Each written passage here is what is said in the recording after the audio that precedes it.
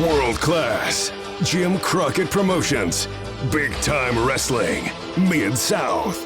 $2 late fee presents Territory Marks with Paul London and Zak Schaefer.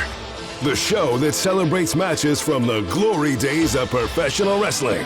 From one man who lives it and another man who loves it.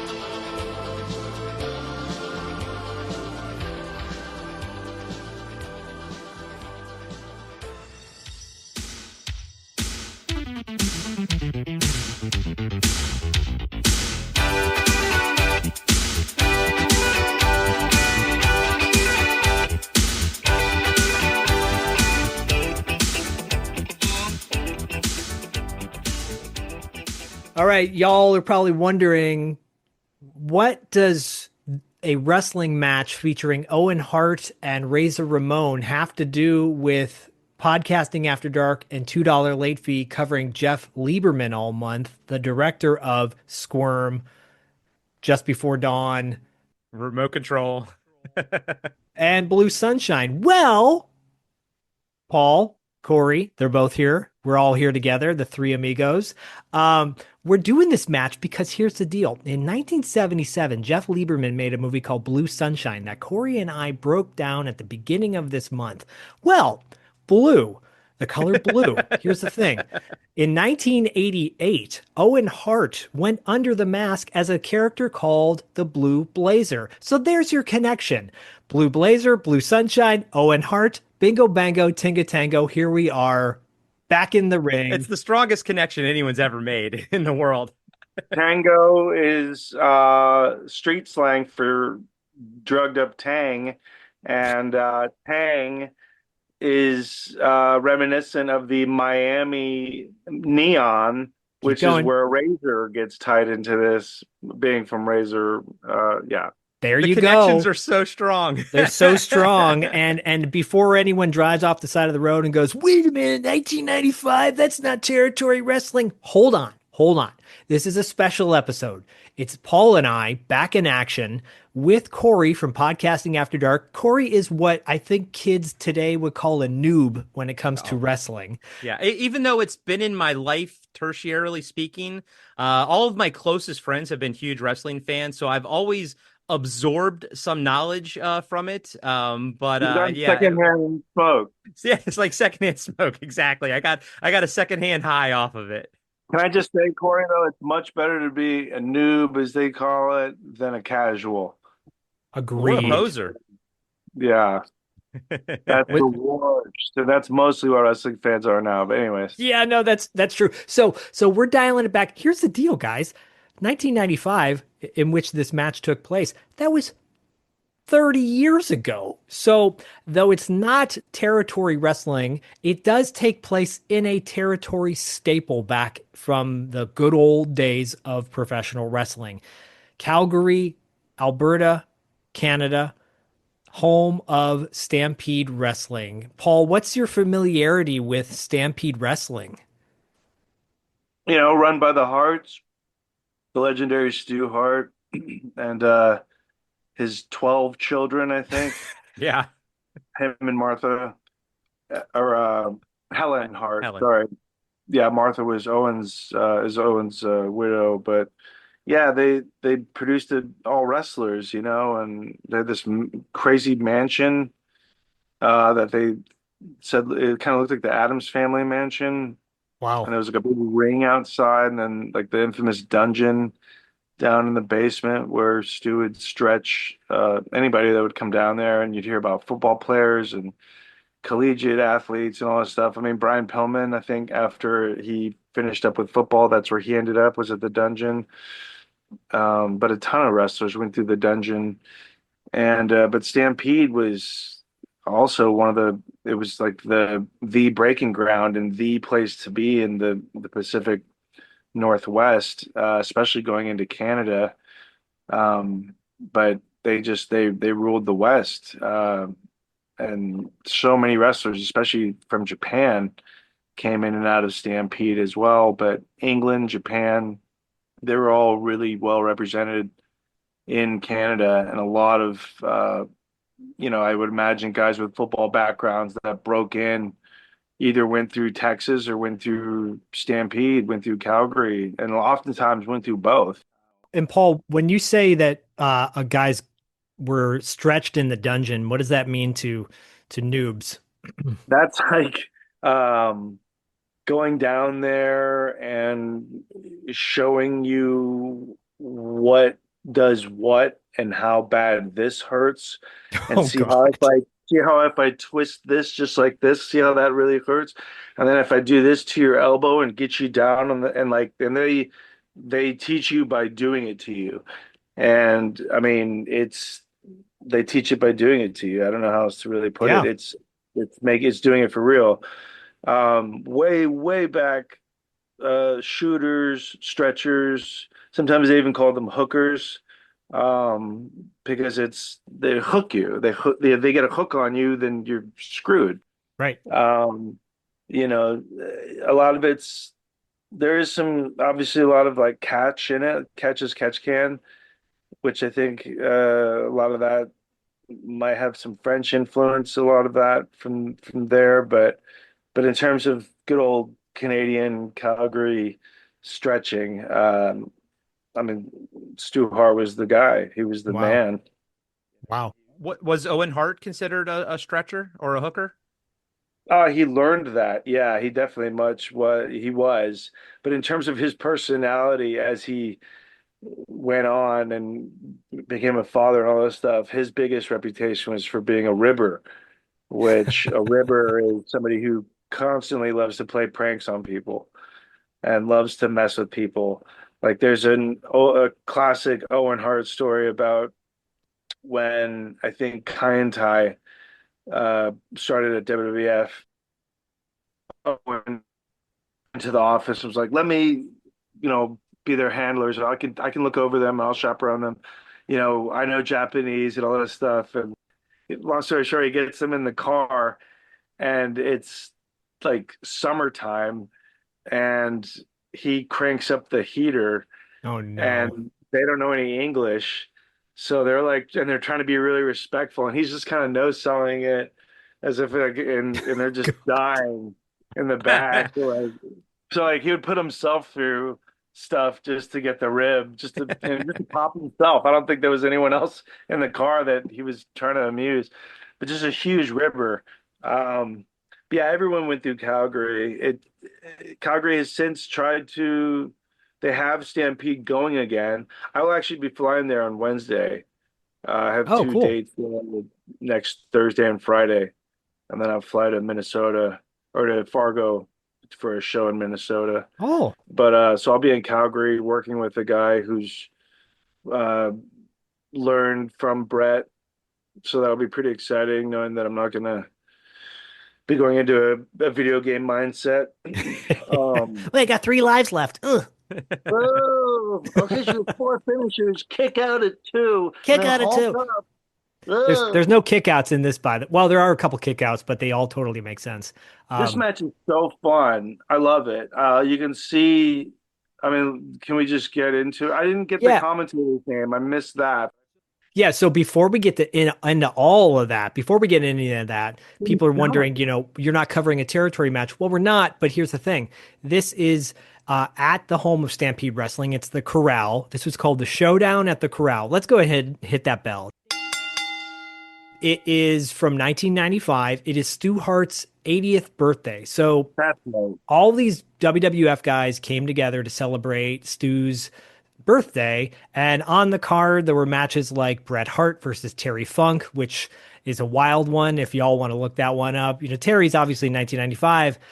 It's 1995 Terry, which he can still go, but it is a wild, crazy match. Which is funny because later on, a few years later, during one of Terry's first retirements, it's in Amarillo and it's Bret Hart versus Terry Funk. That's right. Featured in I think I was featured in Beyond Beyond the the Mat. yeah, Beyond the Mat. Right, Yeah. right. Then we Right. see Dennis Stamp. He's like, "Cause I'm not booked, Terry."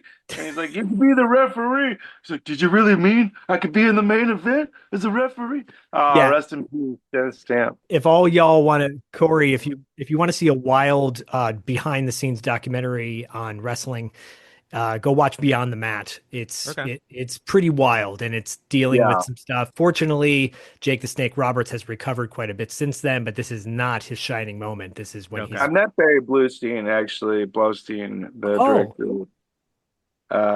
Yeah, the Hall of Fame. That's Barry Bluestein, isn't it? Is yeah, that I think so. I think so. what? Super nice guy. Oh, that's good. That's nice to hear. Well, this match though, is like somewhere mid in the card, and it is obviously Owen Hart versus Razor Ramon. The commentator is Ed Whalen. Here's one of the big matches of the card. Owen Hart, number one contender for the Intercontinental title, the WWF. Owen Hart. I said to him before the matches, of course I knew him when he was in his cradle. Since you left me, Owen, what's happened to you? You used to be a nice guy. Here comes Razor. He's a tough-looking dude, isn't he? He's big.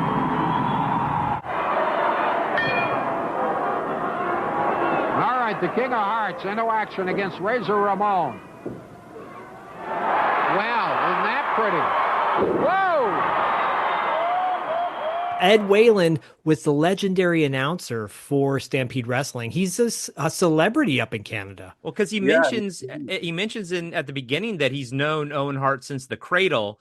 That's why I thought it was maybe Stu. But yeah, so he was obviously friends with the family and everything. Oh yeah, he's the guy. Like He's actually the screenwriter for Cradle to the Grave.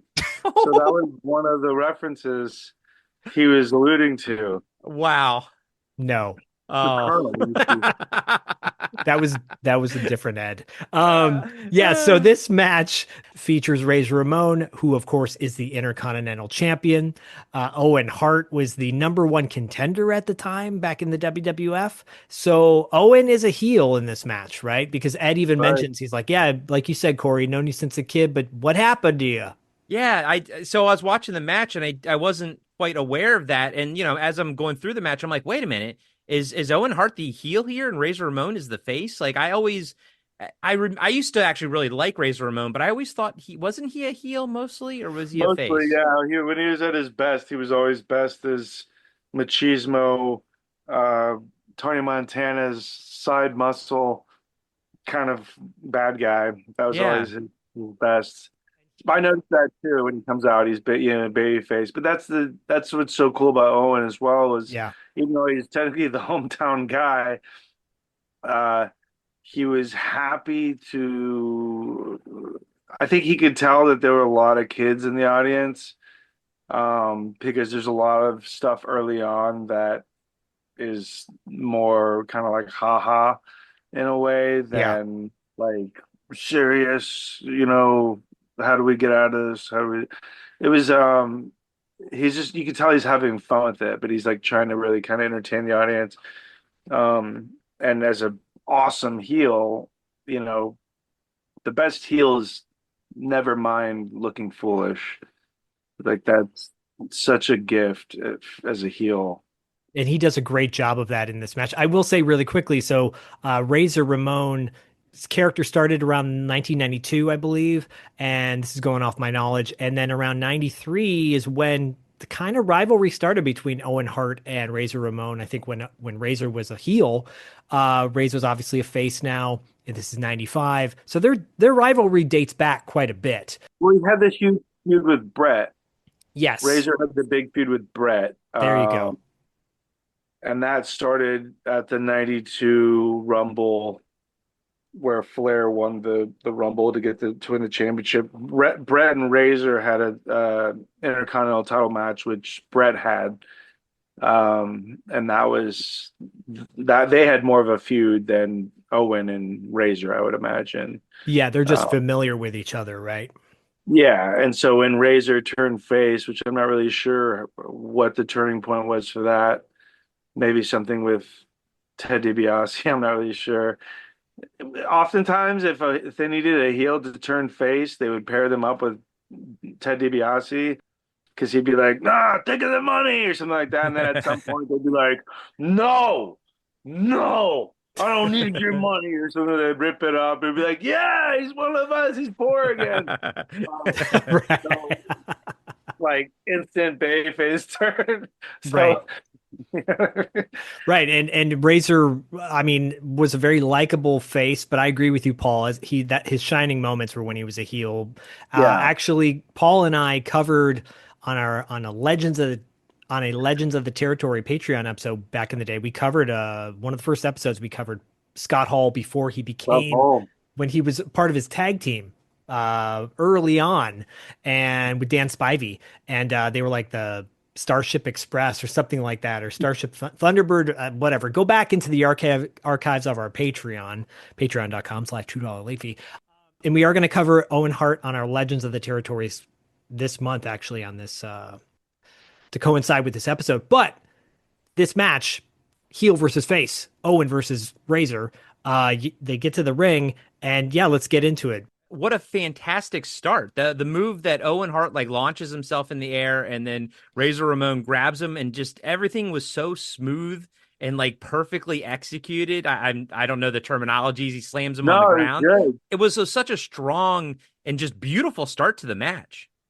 Yeah, no, I love that. It shined Razor up right away. I thought it was funny because that's one of Razor's signature moves is that throwaway. It's called a fallaway or a Okay. throwaway slam. Um, Sometimes you hear it referred to as a sack of shit. If JBL was doing it, but Razor would have that fallaway slam or that throwaway slam. And so I thought it was funny that it was like, let's hit one of your hit songs right off the bat. Let's start with one of your hits. You know what I mean? Like I Right. thought that was, instead of something like building up to it, it was like let's get this hit right out of the way.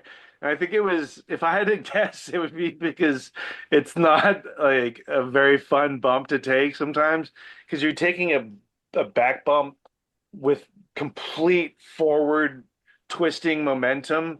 So to land flat on your back is almost impossible. Like you end up getting some form of a weird, it's always an awkward bump. And so my guess is someone was like, let's just get that out of the way at the beginning. I don't know. I just thought that was really interesting that they started with that. You But for know, like a 10-minute match, it sets the energy level like through the roof right away. And I think the match maintains that energy for the whole 10 minutes. But I think it's a perfect way to start it. And again, I'm a noob to all this. I was like, oh wow, that was beautiful. Like that was amazing. well, see, and then the capper to that, Corey, is when you look at wrestling in terms of like if you look at it as something you can read, you're gonna want to have punctuation in your sentences so that you know what's a sentence, you know what isn't just like when does this end? Are they still talking about this? Are they still, what is this? So when you view wrestling in a sense of like something that's written, Owen goes in, his intent is to jumpstart him. He comes at him with a flying attack. Um, I think he ducks something. Because Razor sees it and goes to hit him, and Owen ducks, and then he hits the ropes, and now his intent is to come with the crossbody, but then that gets thwarted, and then here comes a big signature, oh boom, and then since he's not pinning him with it, what's the best way to cap that out is just clothesline. So Owen takes this awesome clothesline. That's kind of the exclamation point to that sentence is sending him outside, because then Razor can kind of look at he has the ring to himself. And he's just like, yeah, like try that jump start crap with me. I got you. You know what I mean? So it's just such an awesome like the emphasis word is that throwaway slam and that clothesline over the top is that exclamation point repeating. I mean, it's so good. Like you said, it sets the tone. And it's really neat because then they get into like um a little bit of wrist lock work. And the thing that I noticed about this match that I would imagine is that I would guess that half of this at least was called out there on the fly. On the fly. Yeah. Yeah, because there is some like moments that seem a bit out of sync. The thing that impressed me the most about this match, aside from just these guys having a fun, awesome match and a fun match, I really mean that. Like it's a fun match and a fun finish. But the thing that really stood out to me the most that I can't wrap my head around is shout out to the ring crew because I had never seen a top rope at that break and buckle to where the two guys know to go outside and then it gets fixed in like under a minute. I was like, how did the top rope get fixed? What? Like, I wasn't sure if that was all like planned because right when it broke, no. Owen Hart used it to wrap around Razor Ramon's neck and kind of like this move and everything. Weird, right in front of the referee. No DQ. I'm like, but it was so fast. He did it so fast, and he like utilized that broken top rope so quickly. I was like, maybe this is a part of it. But yeah, Paul. Then they go out of the ring. The cameras kind of follow them over, whatever, and then boom, the top rope's fixed in like a minute. It would make no sense for them to say, "Hey, let's break the top rope as part of a spot for this match in the middle of the card on my dad's birthday." Yeah. You know what I mean? I just don't like if you're gonna plan a broken rope spot or a turnbuckle or whatever. You're gonna do more with it. Yeah, but and you're likely to do that at the very end. Yeah. Right. Yeah. Just for the sake that like you won't have anything to do after that match wise. Like I just don't see that. Like this totally had to be an accident because if you think about it. Razor's about what 280 287 yeah 287. He's almost 300 pounds, and then you had Owen who's probably 230 235.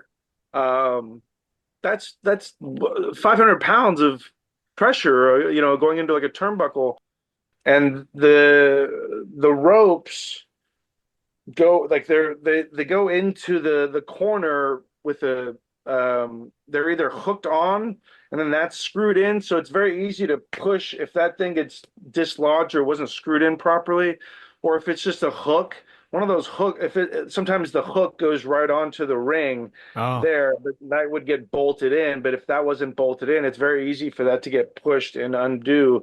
So I'm not really sure what happened. It clearly wasn't a break.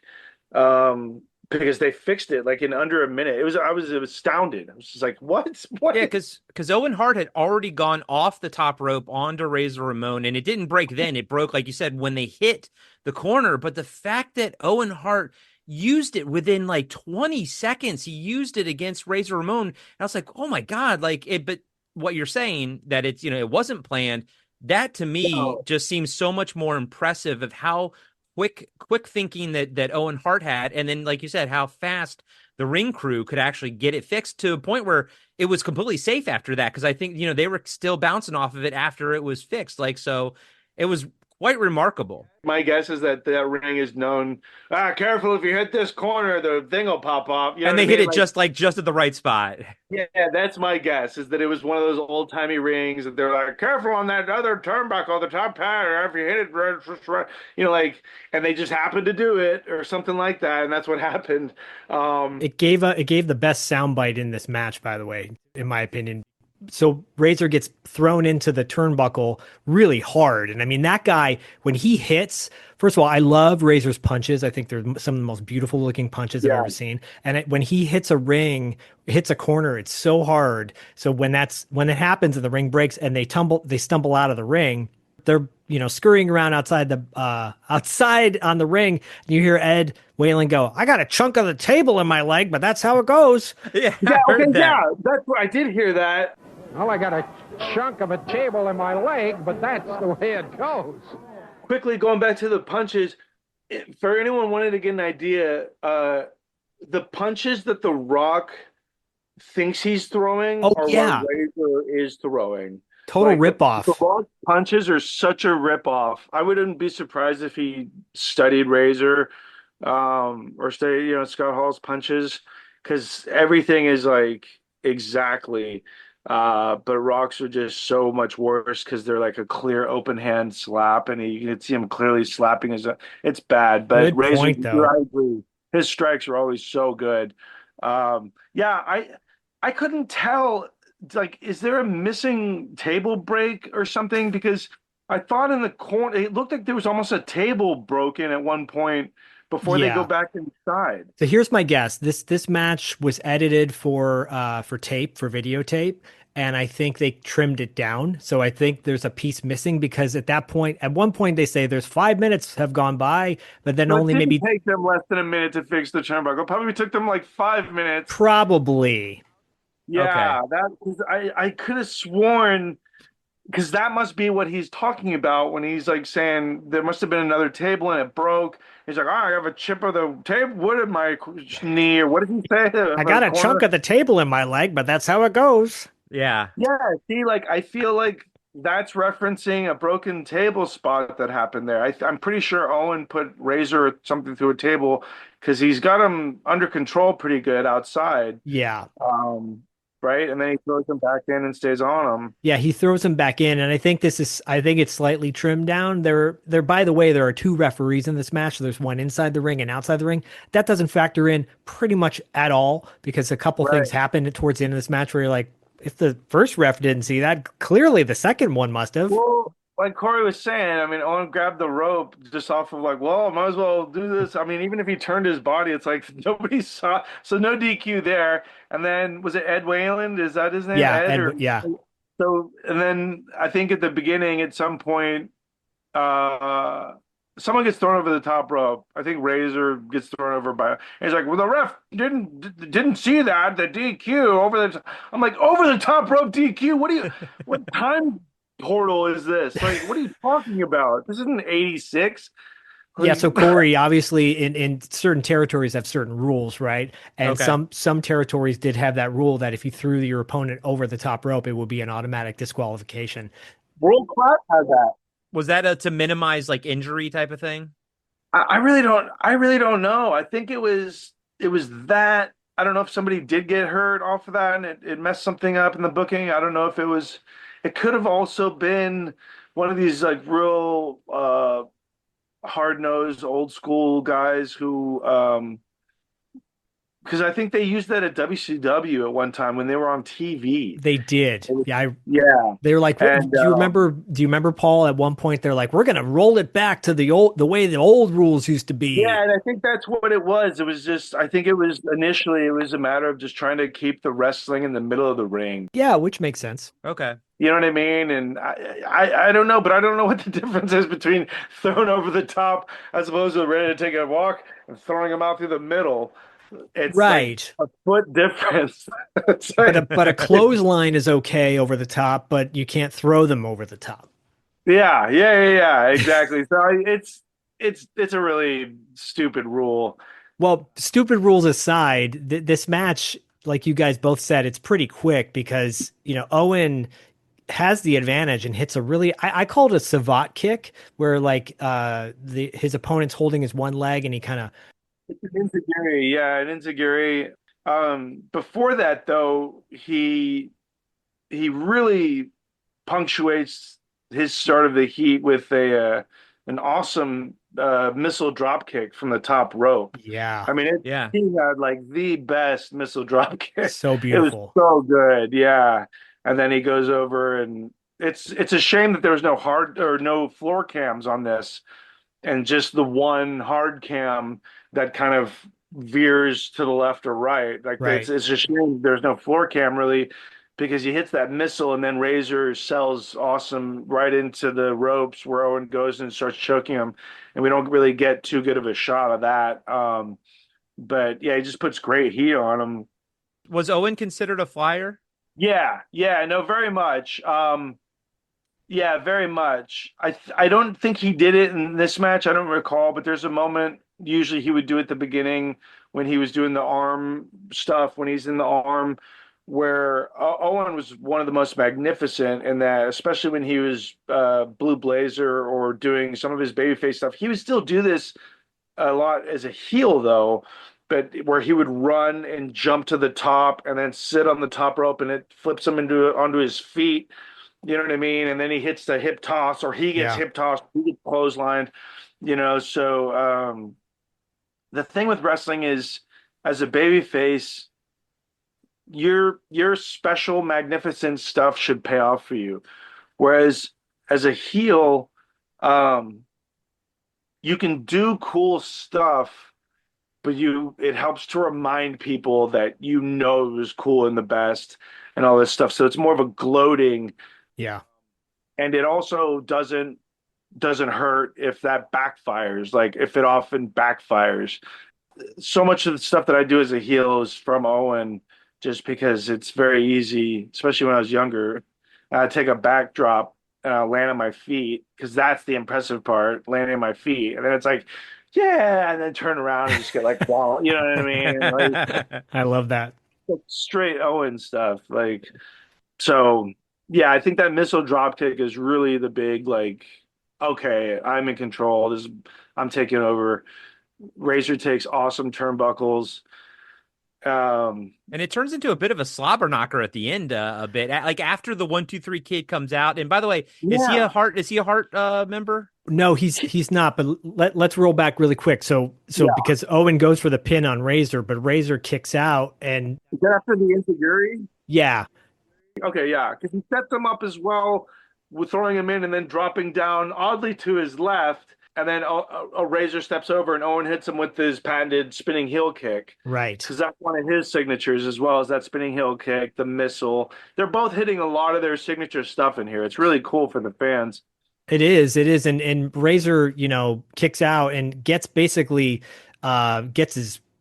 Well, Ed sells it by saying, oh, Razor must have been playing possum because Razor suddenly comes back to life and starts taking control of the match, and he's about to hit the Razor's edge towards the end, and which is a great. I used to like to call it like the crucifix, where they look like they're going to hold him up like Jesus and slam him down. Yeah, the awesome bomb. So great. And then, but out of nowhere, you're right, Corey. 1-2-3 Kid shows up, who had a match earlier in the night. And 1-2-3 Kid is a heel at this point, and he had a infamous rivalry with Razor Ramon as well. Guess how he turned heel? Tell us, Paul. Didn't he sell out and take Ted DiBiase's money? Oh yeah, he did. Oh my God! Look at it all. It all comes full circle. Yeah, Ted DiBiase. perfect.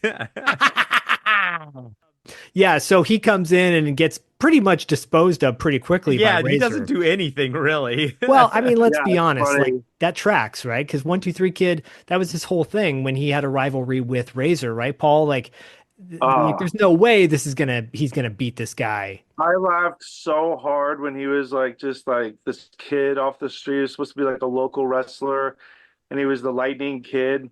Yeah. He had like this mullet and this like neon blue kind of tights and stuff, and he wrestled Razor as like a $10,000 match or whatever it Yeah. was. And it was like, if you can't survive 10 minutes or something like that, and like Razor can't beat him. And then like he goes to do the Razor's Edge on the floor and he pulls up the mat and he goes to give him the Razor's Edge. And 1-2-3 Kid like backdrops Razor onto the concrete. And they're like, oh my God, oh, he's got a chance. And then like 1-2-3 Kid goes to the top rope and like you can just see his foot just go off from under him and slip. And he just falls like from the top all the way to the concrete. It's bad. Like my brothers and I would laugh so hard rewinding that. It sucked. Oh my It's God. like an actual botch, but and then he rolls in and he grabs the money and leaves. And like he's leaving with his money. He's leaving with his money. And like yeah, There's a classic rib on 1-2-3 Kid as well, right, Paul, where they shaved his eyebrows and then he had to go in for a photo shoot for his wrestling figure. So if you look at the packaging on his wrestling figure, he's got shaved eyebrows. so bad. Oh my God. Anyways. I didn't know that one. Yeah, that's a wild story. So he gets disposed of quickly. Razor then goes over to give Owen the Razor's Edge, but Owen's positioned himself nicely. Backdrops Razor out to the floor. That's a pretty awesome spot. Yeah, so he knocks him out of the ring, and then at one point Owen grabs a microphone and hits Razor with the mic, and you hear that donk. You hear this donk, and that's where I'm going, wait, where's the other ref? There's no DQ in this match. No, and then of course, at that point, that's when Ed Whalen comments that no DQ because the ref didn't see Razor get knocked out of the ring. But goes back in, and Owen gets the pin on Razor Ramon, and that's the end of the match. So you think, but the ref calls for a continuation That's right. out of nowhere. Owen stops him and then goes for the big suplex, which Razor Yes. blocks and reverses into a small package One, inside two, the cradle. three. Yeah. And that's the match. Razor needs a break.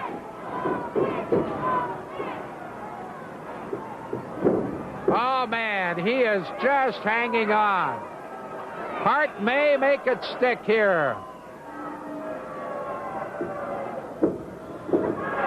Has he pulled him? 1, 2, 3. Yes! Yes, he did. Razor Ramon got him. Razor Ramon, although he was in terrible shape, Razor Ramon retains the belt. A surprise move. A very quick move. Why'd the continuation happen? Like, what's the? I mean, I understand for entertainment factor, but like, what was the reasoning in the match, in the kayfabe? Paul, what do you think? What do you think? I mean, what was the reasoning for their no DQ? I feel like it was so much of a wing it type thing that it was like, oh, the rope broke, damn it. Well, I'm gonna use it. Don't DQ me, Charlie, or whatever the referee. Okay, I'll just look like an idiot. And then I don't know. I just feel like so much of it was like, oh, we can't stop the match off of this. And I think I don't know. I think, yeah, I feel like Ed Whalen, he was still looking at his rule book from like the early '80s, and they were kind of like, hey, there's a lot of WWF guys on this show. Like, we're not doing all that over the no D. We're not doing that crap. We're doing our stuff. Right. You know what I mean? Like, we're doing our stuff, all right? Like, Paul, would you agree that this kind of works to Owen's advantage in two ways post match? Because one, he can claim that he got the actual win on Razor, right? And if they yeah, wanted to continue this storyline, and two, Razor still keeps the belt because ultimately he came back and got the shocking, reversal win at the end. So it right, does kind of make Owen, it keeps him safe in a sense, because it's like, well, no, he actually won the match initially, but then right. biased refs, or the refs are biased against me. This wouldn't have counted if we were, back in the States or whatever. I hate Canada. Canada sucks. Boo, gets the heat. I don't know. I'm I like speculating. the tinge of Canadian accent you're using. I like that. You like that? I got more Minnesota in me now, than It I do. is, yeah, yeah. It's like Greggy if Greggy was in the in Stampede or something, you know? Yeah, right. But Corey, this is your like introduction. You're not a total noob. You watch wrestling, Yeah, wrestling. yeah. What are your thoughts overall about this match?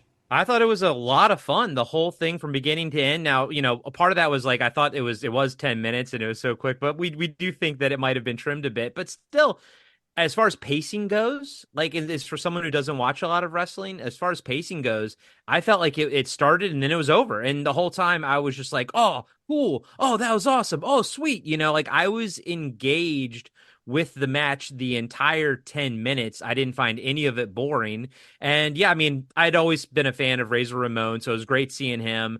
Owen Hart, I'd seen him before too, but Razor Ramon was definitely more of my guy.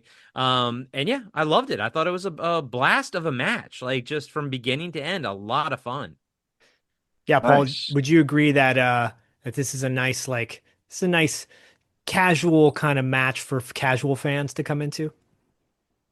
I don't think it has enough like Showmanship. crazy spots for casual fans. Are like, oh my, I want to see a combo sequence. I How want to about see this? Is a it, do you Super think, Saiyan Hulk up. Paul, do you think that this is a fun match? I think this is a match that is fun. It makes sense. And when I say fun, like even the thing at the beginning where Owen's like in the wrist lock and he can't get out of it and he's going to this rope. Oh no. And then he goes to this rope. Oh no. And then he goes to this rope and it ends up doing the kind of the propeller Yeah. where Razor lets go of him and Owen takes the big face bump and he's like, ah, and everyone's laughing at him. Like that's so you love that stuff. Like that's the stuff I love. That's working. That's where you're getting the audience's temperature.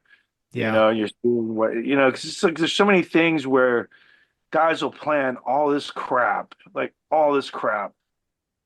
and then first match or whatever will go out there and you'll hear the place and they're exploding and blah, blah, blah, and they'll come back. They're like, man, they're buying anything. Like they popped on the headlock. It's like, oh, that's awesome. Like the professional is like, oh, this will be fun.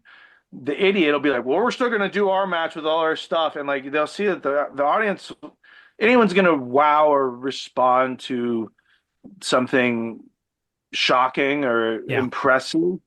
But doesn't mean it makes sense, and it doesn't mean that they're going to remember it when they see it constantly. Right. And so this is just a super enjoyable match. Two legends, absolute legends, gone way too soon. But they this is two professionals working and having fun and telling a fun, cool story, even if it is edited. They edited it pretty smoothly, other than Ed Whalen, of course, with his I got a chunk of the table spot. Yeah, if you look off to the left, there's a table that looks like it's like right. Yeah, keep your eyes out. If anybody out there actually has the full match, please let us know in the comments, because I love to link that as well. But this match itself is linked in our show notes. And of course, the three of us, Corey, Paul, and I, are going to continue this conversation about Owen Hart on our Patreon. It's going to be on both feeds. So if you're a Podcasting After Dark fan, you can get a taste of what Legends of the Territories is about as well on that Patreon. But we're going to continue the conversation about Owen Hart. And of course, Paul and I talked a little bit about Scott Hall way back when on our inaugural episode of Legends of the Territories, I think back in the day. I'm going to hit you guys with two fun facts before we wrap up this episode. I think both of them are actually pretty notable. 1995 was a big year for video games and a big year for television when it comes to wrestling.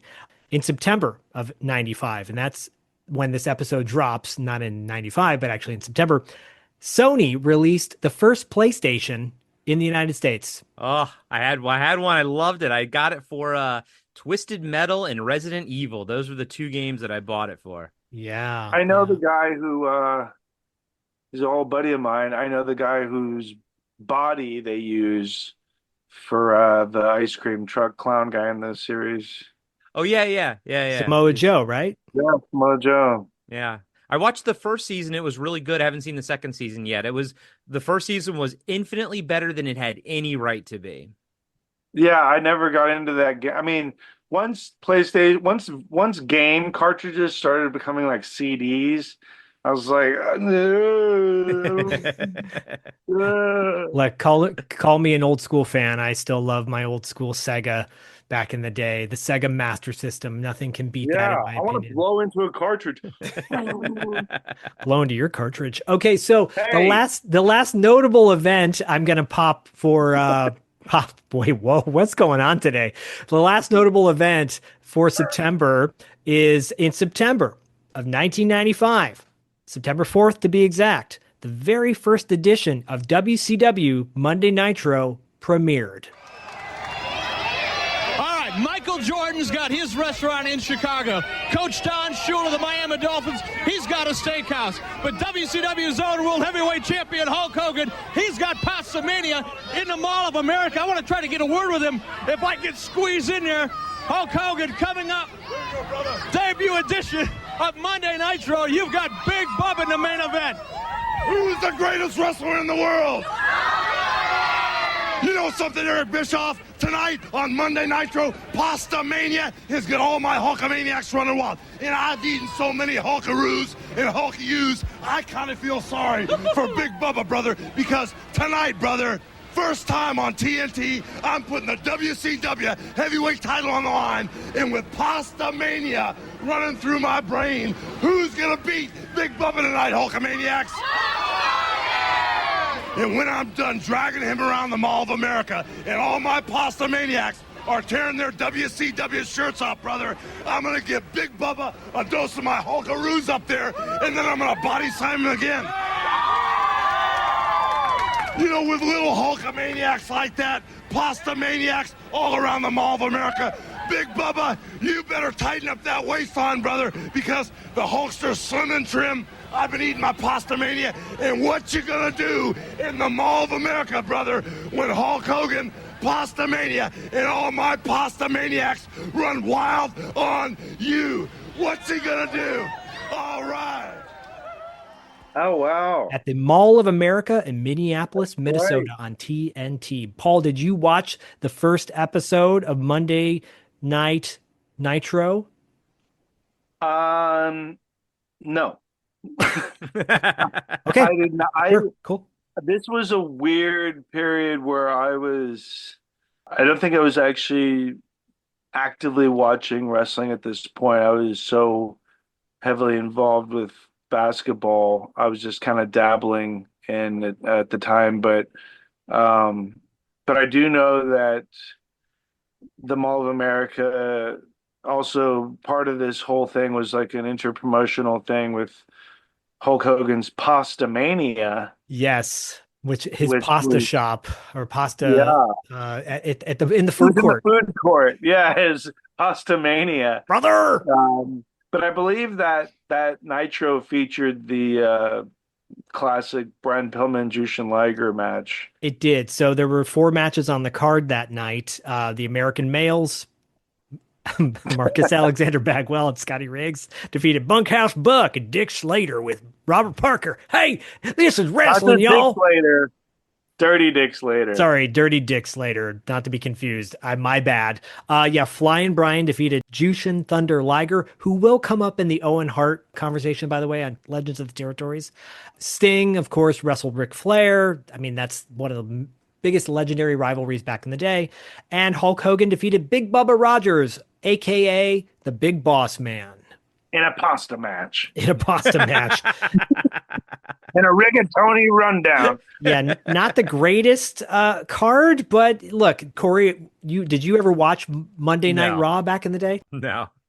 Anytime I watched wrestling, it would be on the weekends because I'd be at my buddy Luke's house or something like that. It would never happen during the week, especially then in 95. I was in high school still. So yeah, me too. So like I had this when I was like 16, I had this girlfriend. I went over to her house and like her dad, he was like this alcoholic guy, kind of looked like Don. He looked like Don Knotts, and he had like a hard on for the football players. Like he wished I was a football player, or he wished his girl was like dating a football player. So like I go over to their apartment, and he's like, "Hey, make yourself comfortable. Here you go." And he hands you the remote. He's like, "Watch whatever you want." You know. At the time, it was like there's 3 hours of Nitro. It started at like from 7 to 10. And then Raw started at 8. So I'd watch the first hour of Nitro and then switch over to Raw to watch the second 2 hours. And then I would kind of flip back and forth depending on who was on. But I remember I switched on Nitro for that first hour, and it just happened to be like Alex Wright and someone else in like shiny panties. And he like walked by with like his drink or something. He was like, "Yeah, but wrestling. Isn't this for like?" Oh, wow. He thought it was for maggots. Yeah. Wow. Or for lyrics in a Jewel song off her first record. That was a deep cut for some. That was an awkward moment. Wow. You're like, well, I got some news for you, Pops. And then anytime Sergeant Slaughter was like, "You maggots," I was like, "Oh, okay, no." Okay, yeah. Well, I will tell you, I was watching that first WCW Monday Nitro, and I did not go to Pastamania, but marked big time for Flying Brian and Jushin Thunder Liger. Corey, Flying Brian, before he went to the WWF in the Attitude Era, he was amazing high flyer, like so good. He was a dungeon guy. He was a dungeon guy. So was Liger.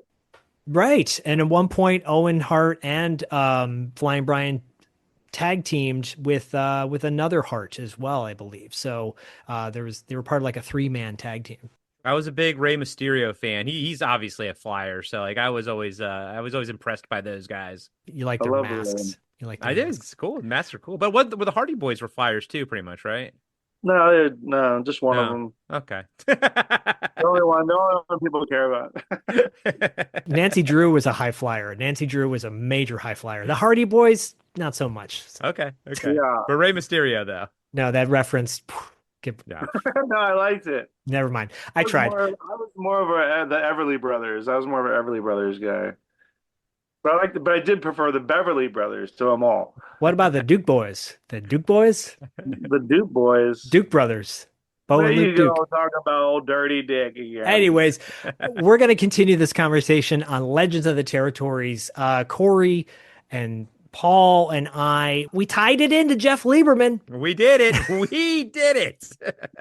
Just to give Jeff Lieberman some love, y'all. The link to his website is in our show notes as well. To continue on the Jeff Lieberman conversation, go check out our earlier episodes this month on the crossover. Of course, the crossover for $2 late fee and podcasting after dark. I'm just so happy that Paul and I could have you on Territory Marks, Corey. Oh, I love it. I feel like I get to be on at least once a year and really shine with my knowledge. Right. But I do appreciate, Paul. You always give me a lot of you don't give me any grief about it, so thank you. I appreciate it. Why would I? Come on, man. Paul was showing off his love for Split Second earlier, so I think you could hang just fine in the podcasting after dark realm. Oh, you would be surprised, my man. Wait till we talk about I Come in Peace. Now that's my Oh yeah, you go in pieces, baby. That's right. Yeah. Do you know what's his name? Jeff Bylis or Jay Bylis is in that. That's just so crazy to me. I just can't get over that. That Jay Bylis, who is at Duke playing basketball, like a year later, he ends up being on this movie set as the good guy alien because he's that's 7 right. feet tall. And it's the only movie he's ever done. I'm just like, and now he's like, you turn on NCAA college basketball, he's always like front and center. It's like one of the main sports analysts. Yeah, Zach and I, we reviewed that movie a long time ago, and we referred to him as Kevin Nealak. Because he looked like Kevin Nealon. Because he looked like alien Kevin Nealon, so we called him Kevin Nealak. Corey made a t-shirt based on that, too. I did. I have a t-shirt of it. Awesome. Go to Podcasting After Dark's TeePublic page to order that t-shirt, the Nealak t-shirt. You can get there from podcastingafterdark.com. Yeah, we, of course, across the board, Territory Marks, Podcasting After Dark, and $2 late fee. 80s Kids Unite too, because Paul's a night boy as well. Check all that stuff out. Thank you again for joining us for Territory Marks, and we will see you next time on the Territories. Hopefully we see you on Legends of the Territories. In the show notes, there's a link to our Patreons. Go check that out. Well, Corey and Paul, my brothers like no others, we'd all be on the couch back in the day, not alienating, just enjoying pop culture and all that good stuff. Love you guys. Same couch. It's a 2-seater. Same couch, 2 hands. It's a 2-seater. It's a love couch. Yep. Bye-bye. Love seat. I meant to say love seat. Well, I got a chunk of a table in my leg, but that's the way it goes.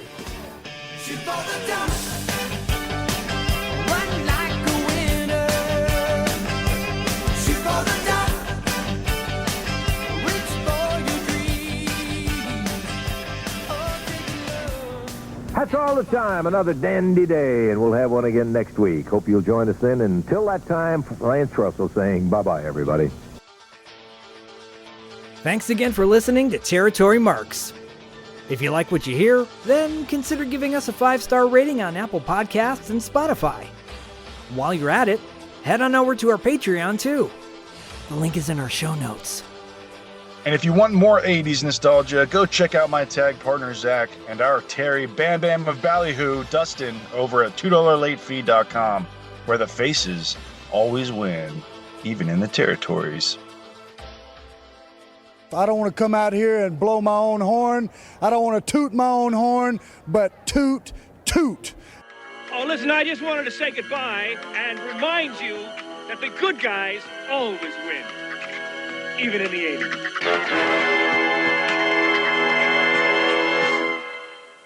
After he had loaded the boot, get rid of the load.